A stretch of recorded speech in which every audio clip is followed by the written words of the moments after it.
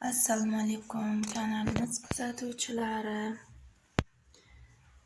Xona gullar bo'yicha kislorod ko'p ishlab chiqaradigan xonani tozalash bo'yicha mana shu gulimiz birinchi o'rinda turadi, xlorofitum.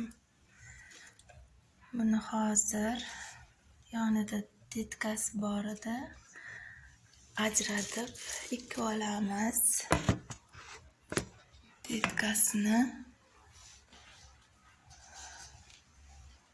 biza kichkina idishchalarga hamda bakalashkalar kesib tuvakcha yasaymiz. Tagidan 3 ta teshdim, 3 ta joyiga tuvakcha qo'ydim.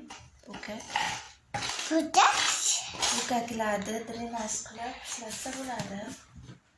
Mana taxlab olingan aralashma mirzani tuprog'imizga ichida ferment kuliti bor.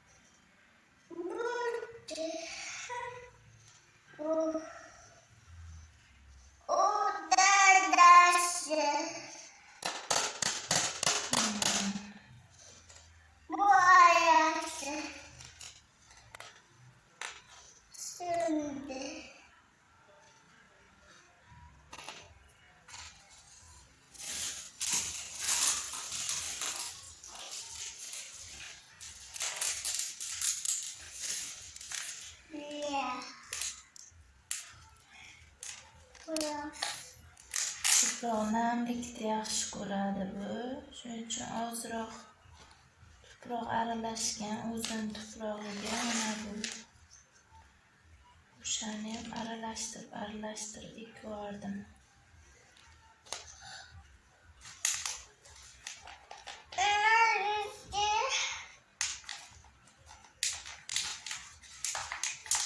Ajratib ekvordim. Ana endi mana bu Silver Bay Gollandiyani guli bor.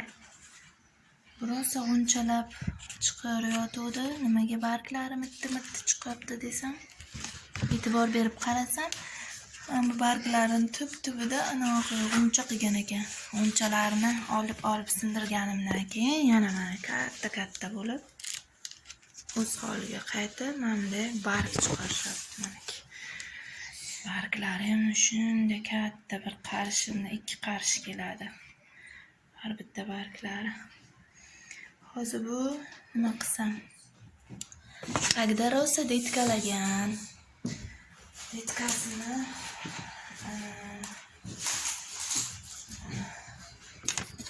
ko'rinaptimi? Mana bu. Mana rosa detkalagan. Mana bu yoqdan bu detkasi bor.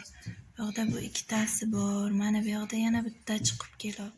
Ajratib eksam, ikkiga dedim. Hozirroq ustini tuprog'ini to'kib ko'raman.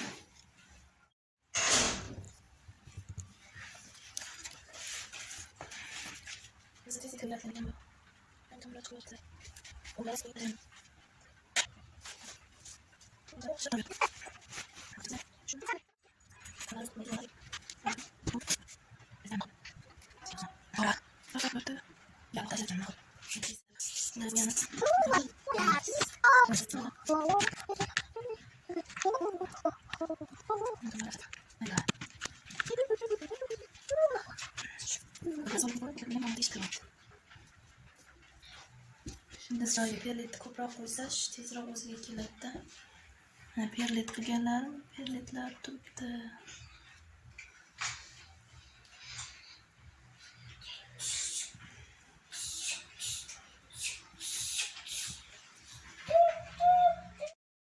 Bir balo qilib ajratib oldim. Tomirlariga shikast yetmaslikka harakat qilib, tomirlari sog'lom, oppoq tomirchalar. Chirish yo'q. Tasdiqlarim mana bo'libdi.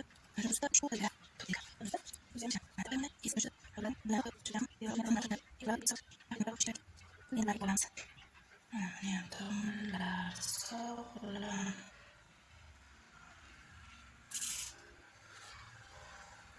Hozir bittasini shuni o'ziga qoldirsa. Qilmasdan